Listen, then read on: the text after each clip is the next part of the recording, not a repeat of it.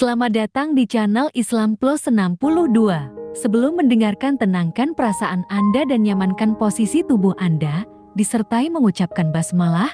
Terima kasih dan selamat mendengarkan. Assalamualaikum warahmatullahi wabarakatuh. Tapi begini ya, yang jelas saya berharap sekali, saya diundang sekali ini saja, jangan diulang. Karena mencintai ulama itu baik, tapi ngatur ulama itu dosa. Ini jadi ini harus dicatat. Jadi Imam Malik itu kalau diundang tuh marah, meskipun yang undang itu seorang raja zaman itu, Harun ar-Rasyid. Beliau minta supaya Imam Malik baca Muwatta di istana untuk anak-anaknya, padahal seorang presiden mau ngajari anak-anaknya. Imam Malik marah, masyhur gitu.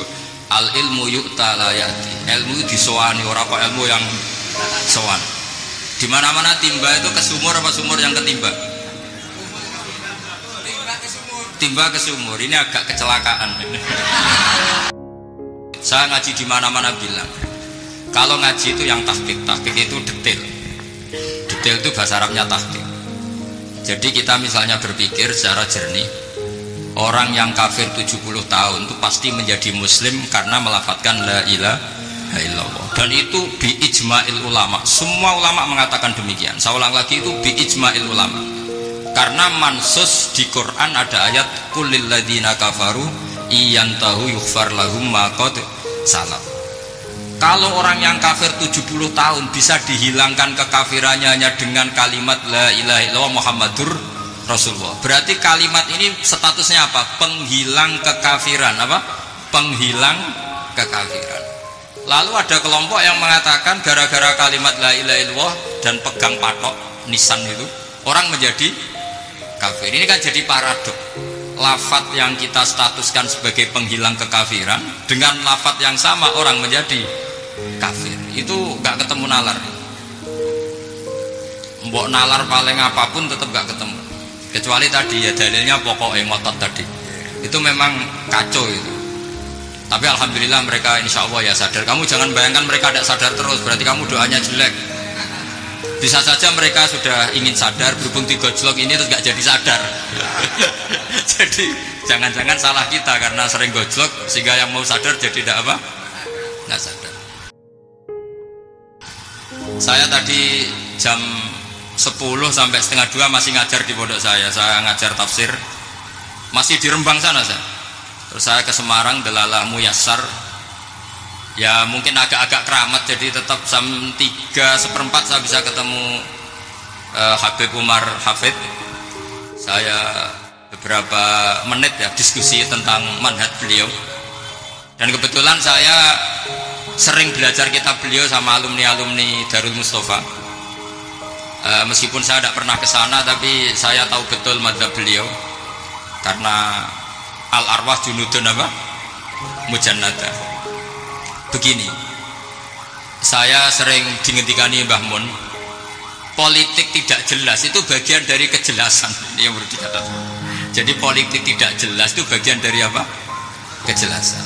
Misalnya begini, siapa yang mengira Khalid bin Walid yang sangat musuhi Rasulullah, dia panglima orang kafir ketika ngalahkan Rasulullah di perang Uhud, akhirnya Khalid bin Walid masuk apa? Islam. Begitu juga Wahsy, qatilu ahabbin nasi ila Rasulillah, pembunuh Sayyid Hamzah, akhirnya juga masuk Islam. Begitu juga Abu Sufyan, dia pemimpin besar kafir Mekah ketika perang Badar, ketika perang Khandaq, akhirnya juga Islam dan menjadi mertua Rasulullah Shallallahu Alaihi Wasallam. Dari fakta ini kemudian banyak ulama alim yang ngambil sikap itu ya cara Jawa itu anggang-anggang. Anggang-anggang itu gak tegas, tapi gak tegas dari rumusan ilmu yang detail. Saya ulang lagi, gak tegas tapi dari rumusan ilmu yang apa? Detail. Bisa saja orang yang sekarang kafir suatu saat mukmin atau muslim. Bisa saja yang sekarang sedang fasik suatu saat soleh. Bisa saja yang mondok 3 bulan rois PB NU. Sementara yang mondok lama kadang KRT. Tapi itu hanya hukum duniawi. Saya yakin yang KRT ini PBNU di akhirat. Karena mondoknya lebih apa? Lama. Itu tak jamin. Saya juga berencana mimpin itu di akhirat saja, bukan di dunia. Makanya saya mohon SK itu berakhir muktamar mendatang. Karena saya sudah kiai sebelum diangkat. Ini saya bacakan naskah asli Sayyid Umar Hafid supaya Anda dapat barokah beliau. Karena beliau selain alim allamah, muridnya Habib Salim, juga beliau pernah ngaji kutub Said Abdul Qadir Segaf di Jeddah. Juga beliau sering istifadah di beberapa kiai. Ini saya baca teks Arabnya, kemudian saya terjemah. Bagi yang tidak setuju pemaknanya bisa gugat, karena saya baca Arabnya. Yang nggak setuju pemaknanya bisa gugat, tapi tak jamin kalah karena saya paham betul teksnya maknanya seperti itu. Logikanya tadi ya, ketika Rasulullah ngambil sikap tegas kepada Qatilu Hamzah yaitu Wahsy, dan ketika Rasulullah ngambil sikap tegas pada orang-orang yang mengalahkan beliau di perang Uhud, kaifa yuflihu qaumun fa'alu bi anbiya'ihim hakadha. Bagaimana mereka jadi orang benar atau orang yang dapat kebahagiaan kalau mereka perlakuannya seperti Nabi seperti ini, yaitu Nabi sujja wajhu masyhur wa kusirat ruba, yaitu Nabi itu wajahnya terluka, gigi serinya tanggal. Orang-orang seperti ini tuh nggak akan bejo kalau orang Jawa, nggak akan falah. Tapi apa yang terjadi? Allah menurunkan ayat laisa laka minal amri syai'un aw yatuba 'alaihim aw yu'adzibahum. Muhammad itu bukan wilayah kamu ngecap orang, menstigmasi orang itu tidak wilayah kamu. Saya bisa saja mengampuni mereka atau menyiksa saya itu atau menyiksa mereka itu wilayah saya, kata Allah. Saya bisa saja mengampuni mereka atau menyiksa mereka itu wilayah saya. Sehingga akhirnya apa? Rasulullah tidak ngambil sikap yang mungkin orang lain mengatakan itu tidak tegas. Tapi itu kearifan. Betul, akhirnya Wahsy malah masuk Islam. Khalid bin Walid panglimanya juga masuk Islam. Dan beberapa orang kafir juga masuk Islam, termasuk mimbenihim, ketuanya yaitu Abu Sufyan. Ini penting saya utarakan. Makanya ini saya baca pembenaran dari konstruksi pikiran tadi. Nah ini supaya khas. Ini khasnya orang mondok 10 tahun nih. Jadi ini saya baca ini. Nah biar jelas ini nanti teksnya persis ya, tidak saya rubah. Ini di kitabnya Habib Umar Hafid, namanya itu Taujihun Nabi Limardhoti Bari. Kalau diterjemah ya mengarahkan orang yang sadar. Nabi itu orang yang sadar ya, sampai ini termasuk orang yang sadar. Limardhoti Rabbi, menuju mendapat ridho Tuhan atau Allah Subhanahu wa Ta'ala. Saya baca teksnya ini di halaman 179. Ini tidak ada yang saya rubah, tidak saya kurangi. Bismillahirrahmanirrahim. Fala budda an nuwattina qulubana ala annana khadamatu ahli hadzal qaul wa yattali Allah min qulubina annana na'taqidu imkaniyata ayyasfa fi ahadina yaumal qiyamati man huwal ana kafirun yuslimu faya'lu sya'nu indal haqqi fayakunu sababan li khalasika fil qiyamah yumkinu dzalik. Jadi kita para dai, para kiai itu adalah khodamatu hadzal qaul. Kita ini adalah pelayan alam raya ini yang selalu berharap alam ini akan lebih baik. Orang yang sekarang sedang kafir bisa saja nanti yang nyafaati kamu di akhirat, yaitu mereka masuk Islam lalu Islamnya lebih serius, akhirnya punya hak syafaat. Sementara kamu Islam mulai kecil tapi biasa-biasa saja seperti ini, mulai dulu ngaji terus sama Ki Abdul Manan, nggak pernah yang ngisi ngaji. Itu artinya nggak ada perkembangan. Makanya saya nggak ingin ngaji lagi, karena saya ingin perkembangan Anda nanti tukang mengisi, bukan yang diisi. Kalau saya nanti ngaji lagi di sini, artinya Anda kalau tetap mendengarkan itu tidak ada perkembangan. Pantas saja semulang Gus Bahak sampean sing ngaji. Sekali-kali ada perkembangan, saya ngaji sampean yang mulang, itu bagus itu. Meskipun itu perkembangan yang menyesatkan.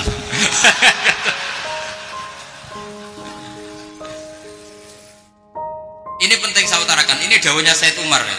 Orang yang sekarang sedang kafir bisa saja orang ini nanti nyafaati kamu, yaitu beliau orang ini Islam, kemudian Islamnya serius, maka punya hak syafaat. Sementara kamu Islamnya biasa-biasa saja. Itu masyhur kayak Sayyidina Umar. Sayyidina Umar Islam di hari itu langsung makomnya makom yang a'la, sehingga mengalahkan yang sudah Islam lebih lama. Karena Islamnya Umar itu menjadi izzatul Islam betul. Makanya jangan benci orang tegas teman-teman, kadang ya ada baiknya. Abu Bakar itu sudah Islam tapi layinal janib, orangnya santun. Kalau dipisoi orang yang menengahi lah, kira-kira seperti itu. Begitu juga Bilal, Ammar, Suhaib. Singkat cerita, Rasulullah itu sering dibully ya, sering disiksa orang-orang kafir. Rasulullah berharap, wah kalau yang Islam gini terus repot. Melihat Umar ini petarung di pasar Uqad, dia dapat uang itu kalau tarung, menangan. Kata Rasulullah, kalau ini yang Islam ya bagus. Beliau berdoa, Allahumma aizal Islam bi Umar. Kira-kira 2 hari dari doa beliau, Umar masuk Islam. Itu pertama masuk Islam itu orang-orang kafir diparani. Kalau kamu ganggu Rasulullah Muhammad tak bunuh. Semenjak itu orang kafir yang gentenan sembunyi. Sehingga kata para mereka yang Islam selalu jaya mut aslama Umar, ketika Umar masuk Islam. Itu dalam 1 hari Islam itu Rasulullah sudah ngendikan Umar yang Islam sehari ini imannya kalau ditimbang separuh ahli dunia masih unggul sama Islamnya Umar. Nah, bisa saja seperti itu. Sebelum Anda mendengarkan kembali, akan sangat berterima kasih kami jika Anda sudi ikut serta mendukung channel ini, tentunya dengan cara like, komen, dan subscribe. Mohon maaf dan selamat mendengarkan kembali. Jadi saya minta sama teman-teman yang mencintai ilmu, tidak tegas itu bagian dari ketegasan dalam ilmiah. Karena kita ini tidak mengendalikan dunia, tidak mengendalikan hidayat, hanya Allah piyambak yang ngasih hidayat. Maka sikap kita laisa laka minal amri syai'un aw yatuba alaihim aw yu'atiba. Rasulullah yang ahabul khalqi ilallah saja tidak boleh tegas karena semuanya potensi itu ada. Cuma kita tegas dalam kebenaran saja, tapi nggak perlu tegas dalam mengawal kebenaran. Kenapa demikian? Karena Islam ini agama yang akan dijaga Allah ila yaumil. Yang jaga Islam bukan PBNU, bukan PP Muhammadiyah, bukan kiai. Yang menjaga Islam namun Allah Subhanahu wa ta'ala. Makanya Sayyidina Umar itu kalau disuruh mutir Islam itu gak mau betul. Masyhur itu dalam tarikh. Umar mimpin itu sukses, banyak futuhat. Singkat cerita akhirnya orang itu kelangenan, wah kalau Umar meninggal kayak apa. Sehingga Abdullah bin Umar setiap jalan-jalan itu dibully. Kalau sekarang dibully, ya Abdullah bin Umar, bapak kamu itu gimana? Sudah sepuh mau meninggal kok tidak suksesi. Kalau saja ada orang penggembala kemudian meninggalkan kambingnya di hutan, kamu anggap orang yang mudoyik enggak, menyanyiakan kambing itu enggak? Ya iya, kata Abdul bin Umar. Apalagi amru hadil umat ini mau ditinggal gelanggang, nanti suatu saat Umar meninggal. Mbok yo suksesi supaya jelas. Logika itu diaturkan ke Umar radhiyallahu anhu, ke Sayyidina Umar. Pertama Umar agak tertarik dengan logika itu. Lama-lama beliau marah. Tidak jadi. Saya tetap tidak akan istikhlaf, tidak akan suksesi, dan saya tidak akan mikir Islam, katanya. Islam akan diurus oleh Allah Subhanahu. Terus beliau ngendikan, Islam ini jalan ketika ditinggal Abu Bakar, bahkan ketika ditinggal ahabul khalqi ilallah akramul khalqi indallah, yaitu Rasulullah Muhammad sallallahu alaihi wasallam. Coba Islam dulu dipimpin Abdul Qadir ketua wali, dipimpin wali songo, dipimpin orang top. Sekarang dipimpin mondok 3 bulan jalan. Karena Islam yang ngatur Allah Subhanahu wa ta'ala. Jadi ini penting. Loh coba ustadz tuh banyak yang nggak bisa ngaji, tapi ya laku ya nggak masalah. Loh saya kemarin di Korea seminggu, itu TKI jadi khotib, ada yang jadi mufti, ada yang jadi suriah. Itu ada yang di sana jadi suriah, pulang ke kampung angon kambing lagi. Loh itu teman saya kenal. Iya suriah Korea lebih. Artinya gini, bahkan masjid semua yang di Korea itu didirikan oleh TKI dan TKW. Mereka digerakkan Allah untuk mikir agama, karena agama ini milik Allah. TKI saja mikir. Makanya ini penting, yo dakwah tapi tauhidnya sing kenceng. Jangan dakwah kenceng tauhidnya kendor. Itu bahaya betul. Saya ulang lagi ya, ini dawuh Habib Umar. Jadi kata beliau, fala budda an wattina qulubana. Kita harus yakin seyakin-yakinnya bahwa semua kemungkinan itu mungkin. Makanya masyhur dalam tarikh ketika kafir Quraisy mau disiksa oleh para malaikat karena mereka sering menyakiti Nabi, kata Nabi gimana? Jangan. Saya berharap kalau bapaknya tidak mukmin, suatu saat anaknya mukmin. Masyhur dalam tarikh. Musuh Nabi besar siapa? Walid bin Mughirah. Punya anak Khalid bin Walid. Abu Lahab punya anak Jarrah, itu mukminah yang baik. Abu Jahal punya anak Ikrimah, itu mukmin yang baik. Di Indonesia lebih hebat lagi. Bapaknya ra iso maca Quran, anaknya hafid. Bapaknya utun ratamat SD, anaknya jadi dekan. Di Indonesia banyak orang nggak siapa-siapa, anaknya jadi presiden, anaknya jadi menteri. Artinya jangan karena bapaknya kafir kamu nganggap anak turunnya pasti selalu kafir. Teori itu sudah salah zaman Rasulullah. Yaitu Walid akhirnya punya anak Khalid, Abu Lahab punya anak Darrah, terus siapa, Abu Jahal punya anak siapa, Ini penting saya utarakan karena dakwah kalau terlalu semangat nanti kalau menghilangkan tauhid bahaya. Tetap innal huda huda. Uni Soviet kayak apa, mengkooptasi negara-negara sekelilingnya sampai jadi Zuni. Tapi apa yang terjadi, Uni Soviet yang runtuh, persemakmurannya semua rata-rata jadi negara apa? Islam, kayak Uzbek, kayak Ceknya, kayak apa. Karena agama ini diurus Allah. Sehingga kalau dalam, tapi kamu ngitmai agama nggak apa-apa. Makanya istilahnya Habib Umar, khodama itu pelayan, nggak apa-apa. Kita ngitmai agama itu nggak apa-apa. Dengan ngitmai terus mikir nggak apa-apa. Tapi jangan mikir yang merasa kalau kita mati, wah nanti agama ini kukut karena saya mati. Kamu itu siapa? Agama Islam ini tidak pernah dipasrahkan kamu. Diurus oleh Allah Subhanahu Wa Taala sendiri. Sehingga ketika Wali Songo meninggal, agama ini tambah kuat sampai sekarang. Maka kalau dalam cerita tarikh sirahnya Ibnu Ishaq itu, tauhid itu penting. Beliau cerita begini, Sayyid Abdullah itu namanya Abdullah bin Abdul Muthalib. Kita tahu kenangannya Rasulullah terbanyak itu bukan dengan Sayyid Abdullah tapi dengan Sayyid Abdul Muthalib, dengan mbahnya.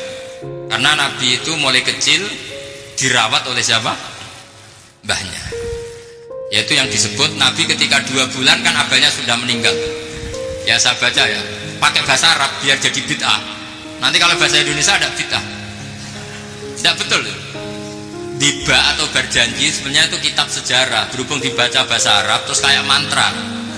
Terus yang belakang mau nyenggai soleh aleh, sehingga kubu sebelah bilang itu khurafat dan bid'ah. Coba diterjemah ini, coba nanti saya baca bahasa Arab. Walamma tamma min hamli syahroni ala masyuril aqwalil marwiyatu fiya bil madinati abuhu abdullah wa kana qad istaza bi akhwalihi bani adi minat taifatin najariyah wa makatha syahron saqiman yu'anu nasukmahu wasakwa. Terus di pojok sana bilang soleh aleh, pasti kubu sebelah yang liwat, wah itu khurafat bid'ah karena dianggap mantra. Padahal artinya coba sampai baca bahasa Indonesia. Ketika hamil Rasulullah umur 2 bulan, abahnya meninggal di kota Abwa. Kota Abwa adalah kota keluarga besar ibunya Sayyid Abdullah. Kebetulan pas ke sana beliau sakit sampai 1 bulan dirawat. Bid'ahnya di mana kalau diterjemah? Wong itu kitab tarikh. Makanya saya nggak tahu yang membidah-bidahkan tiba itu karena tadi. Tapi sampean juga ikut salah karena nyenggai sholawatan tok itu. Jadi makanya saya bilang tadi kalau bahasa Arab bid'ah, kalau sudah terjemah bid'ah karena kelihatan kalau itu hanya kitab tarikh. Coba bid'ahnya di mana? Wa ba'du fa'aqulu wa Muhammad bin Abdullah bin Abdul Muthalib bin Hasim. Itu kalau diterjemahkan, kamu harus tahu siapa nama Muhammad. Muhammad punya abah siapa? Rasulullah Muhammad Abdullah. Punya abah siapa? Abdul Mut. Punya abah siapa? Hasim. Coba baca gitu di kubu sebelah. Oh iya. Berhubung baca bahasa Arab. Wa ba'du fa'aqulu wa Muhammad bin Abdullah bin Abdul Muthalib bin Hasim. Jadi itu hanya salah baca saja. Maksudnya salah yang hukumi, bukan salah yang baca, salah yang apa? Hukumi. Sayyid Abdullah ini orang yang tauhidnya sangat kuat. Sayyid Abdul Muthalib lebih kuat lagi. Saya cerita sedikit betapa pentingnya tauhid. Ketika pasukan Abraha bawa pasukan gajah mau menyerang apa? Ka'bah. Itu sebelum menyerang itu semua aset-aset milik orang kafir Quraisy, milik orang Quraisy lah, itu ditawan, diambil, termasuk milik Sayyid Abdul Muthalib, milik Abdul Muthalib. Terus ketika mau masuk Ka'bah, mau masuk Mekah, kata Abraha, man sayyidu hadal wadi, siapa yang kamu tuakan, yang kamu pertuan di sini? Oh, Abdul Muthalib. Abdul Muthalib itu dipanggil, itu auranya luar biasa. Abraha yang di tempat perkemahannya itu harus duduk di atas karena dia raja, itu duduk di atas gak berani, saking wibawanya Abdul Muthalib. Muthalib. Ini mbahnya Rasulullah. Akhirnya Abraha bilang gini, saya duduk di bawah tidak mungkin karena saya raja. Kamu duduk jejer saya tidak mungkin karena nanti umat saya kecewa karena raja kok disaingin gitu. Ya sudah, sambil berdiri-diri kita ngomong. Akhirnya Sayyid Abdul Muthalib tadi diomongin gini, saya itu tidak ingin merusak orang-orang Mekah, orang-orang Quraisy. Saya hanya kecewa punya tempat ibadah dikencingi, diberakin sehingga saya mau merubuhkan Ka'bah. Tapi dengan damai, nggak ada perang. Apa jawabnya Abdul Muthalib? Lucu. Nggak apa-apa, Ka'bah kamu robohkan silakan, nggak apa-apa. Yang penting unta saya yang kamu sita kembalikan. Harta saya yang 100 unta kamu sita kamu kembalikan. Itu Abraha kagetnya bukan main. Kaget karena kamu itu pemimpin apa? Tadi saya hormat kamu karena kamu tak anggap orang hebat. Hadhil Ka'bah dinu abaika, ini Ka'bah itu agama kamu. Pas saya hancurkan kok kamu tenang-tenang saja. Padahal pas mau saya hancurkan kamu tenang-tenang saja, malah tanya unta kamu itu gimana? Apa jawabnya Abdul Muthalib? Inna lihadal baiti robban hamahu. Sebab Ka'bah itu ada yang punya dan pasti akan melindungi Ka'bah. Tapi kalau unta itu milik saya, ini urusan saya, ini unta. Jadi inna lihadal baiti robban hamahu itu tidak milik saya, itu ada yang punya. Ya sudah, biar yang punya aja yang jaga, itu tidak urusan saya. Akhirnya unta dikembalikan, aman deh. Terus akhirnya dia ke Ka'bah. Fa'akhudha bi halaqatil bab. Karena dulu halaqatil bab, karena dulu itu yang dipakai itu? Pegangan itu bentuknya apa? Bulat. Makanya diistilahkan halaqah apa? Bulat. Sebelum Anda mendengarkan kembali, akan sangat berterima kasih kami jika Anda sudi ikut serta mendukung channel ini, tentunya dengan cara like, komen dan subscribe. Mohon maaf dan selamat mendengarkan kembali. Pegang terus bilang gini, kata Abdul Muthalib, ya Allah, Ka'bah ini mau dihancurkan oleh Abraha. Ka'bah ini milik kamu.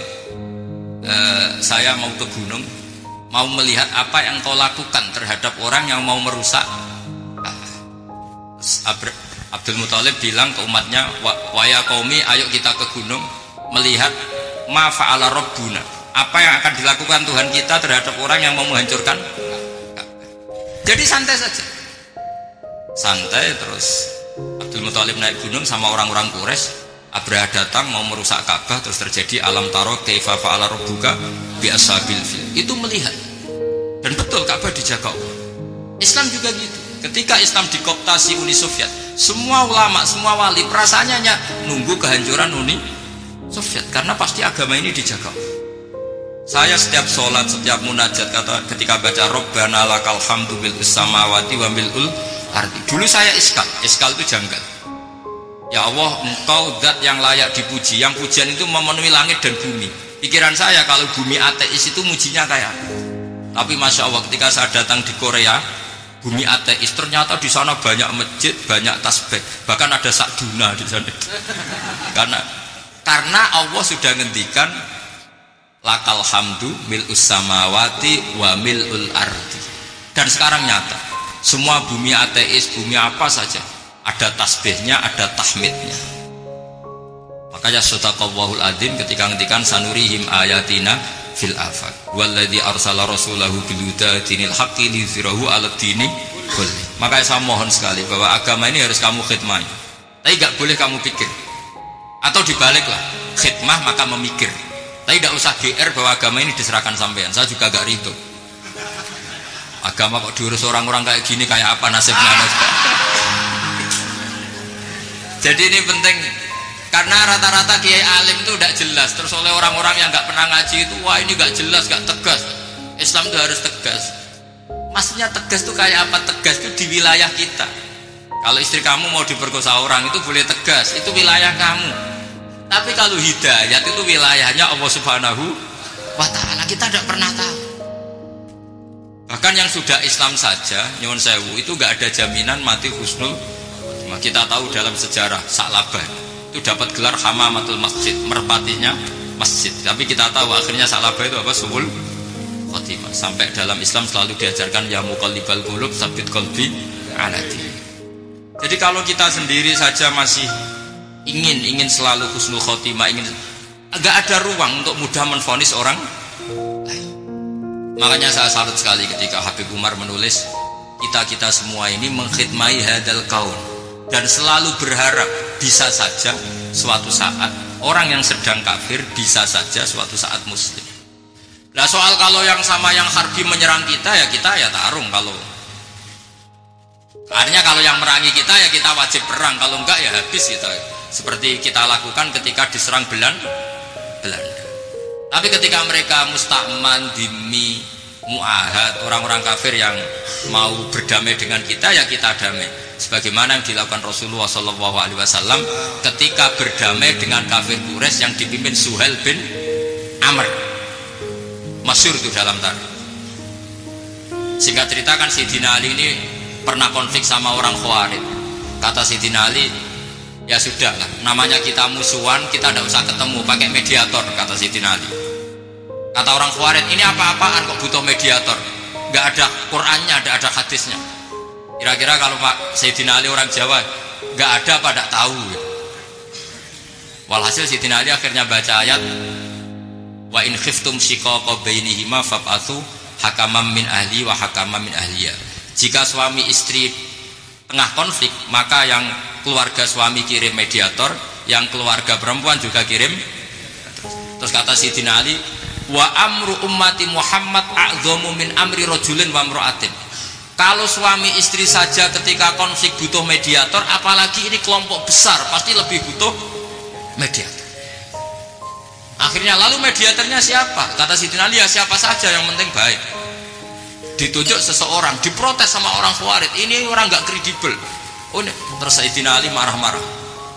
Rasulullah itu pernah berdamai dengan orang, bahkan orang itu kafir, yaitu Sulhul Hudaybiyah. Nabi itu berdamai dengan orang yang bernama Suhail bin Amr ketika itu kafir. Makanya ini menunjukkan bahwa musolahah ma'al kufar itu boleh demi kelangsungan bernegara, berbangsa. Kamu tidak usah meragukan reputasi NU. Ketika dulu kafirnya kafir harbi zaman Belanda, ya Mbah Hasim fatwa apa? Jihad. Jadi jangan kira tidak tegas. Kita tegas sekali. Justru kita yang punya masa lalu tegas. Tapi kepada siapa dan dalam konteks apa? Terus ini kata beliau, ini masih saya teruskan. Nahnu min hadhil intilaqah naktasibu thabatana wa quwwata yaqinina wa illa fa fil ardi mu'aridun wa muntaqidun wa mukhalifun min akhyarin wa asrarin sholihin wa fasikin muslimin wa kuffar. Kalau kamu punya satu metode ilmiah, metode dakwah, kamu harus siap karena pasti ada yang menentang. Yang menentang itu ya mulai orang soleh, tidak soleh, orang macam-macam. Jadi kalau sudah punya manhaj, memang dari awal harus siap apa? Ditentang. Jadi misalnya PBNU punya kebijakan apa, ya sudah siap saja dibully. Itu pasti itu, karena gak ada manusia semua suka, semua benci. Kata beliau, anta in kunta fi syakkin min hadzal maslak wal manhaj fattabi man syi'ta wasaha angka ghaniyah wa in kunta ala yaqinin annahu al-huda wa mirasun nubuwah wa annahu haqiqatu tarjamatil ahdi ma'rab fala tata'atsar min kalami ahadin yakunu mangkana.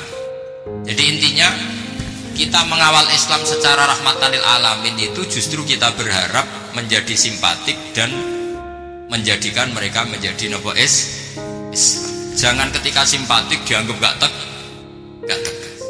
Saya masih ingat betul Dawe Mbah Mun, hak sekseni, kata beliau, saya masih ingat kalimatnya sekseni. Akurat tegas itu berdasar ayat laisalaka minal amri syai'un aw yatuba alaihim aw yu'adzibahum. Karena potensi sosial itu bisa rubah. Orang yang sekarang kawan kamu bisa saja suatu saat jadi musuh. Yang sekarang musuh kamu bisa saja suatu saat jadi kawan. Terus kamu ngambil sikap tegas dalam sesuatu yang nggak stabil seperti ini, lalu tegas itu kan nggak pada tempatnya. Makanya yang seperti ini kata Allah pakai asa itu menawa. Asa wahu ayyaj'ala bainakum wa bainal ladzina ataitum minhum mawaddah. Bisa saja orang yang sekarang musuhan dengan kamu suatu saat dijadikan mawaddah. Kamu udah mawaddah itu saling mengasihi. Kamu udah usah tanya wallahu qadir, kata Allah, karena Allah mampu. Jadi dalam hukum-hukum sosial Allah seringnya bilang apa? Asa. Saleh wa asa antakrahu syai'a wa huwa khairul lakum wa asa an tuhibbu syai'an wa huwa syarrul lakum. Karena masalah sosial ini semuanya asa, yang pernah tahu siapa? Selamat Anda telah menonton video ini hingga akhir. Semoga video ini bermanfaat untuk Anda. Semoga hari-hari Anda penuh dengan cinta. Sampai berjumpa kembali di video selanjutnya. Menasehati diri saya juga diri teman-teman hampir semua itu dari yang ada di kitab para aulia, yang pertama dari sesat, jadi ini satu